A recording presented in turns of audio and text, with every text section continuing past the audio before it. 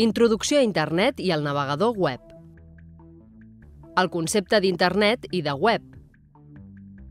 Internet és una xarxa de xarxes formada per milions d'ordinadors interconnectats entre si a través d'una estructura descentralitzada i jeràrquica que garanteix que la comunicació no s'aturi pràcticament en cap situació. Té una xarxa troncal anomenada en anglès backbone, a la qual es connecten els gegants mundials de les telecomunicacions que al seu torn donen servei als proveïdors d'accés a Internet que nosaltres contractem.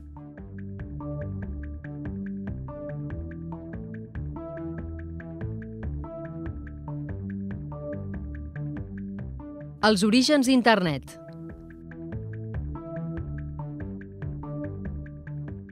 L'embrió d'Internet va ser la xarxa ARPANET, impulsada per Lauren Roberts des de l'agència ARPA, Advanced Research Projects Agency. Es va posar en marxa el 1969 amb la comunicació entre un ordinador de la Universitat de Califòrnia i un ordinador de la Universitat de Stanford.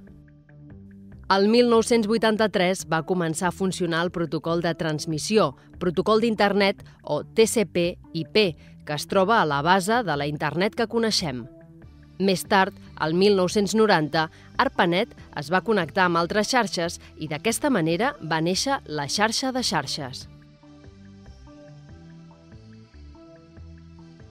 Tot i que molta gent l'associa a una gran biblioteca de pàgines web, Internet és, sobretot, una xarxa de comunicacions.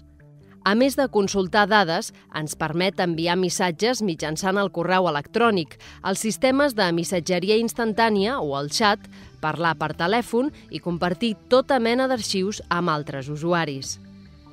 L'anomenada Web 2.0, concepte encunyat el 2004 per referir-se a una segona generació en la història de la web, ha donat més protagonisme a l'usuari, que ja no és consumidor d'informació, sinó creador de continguts.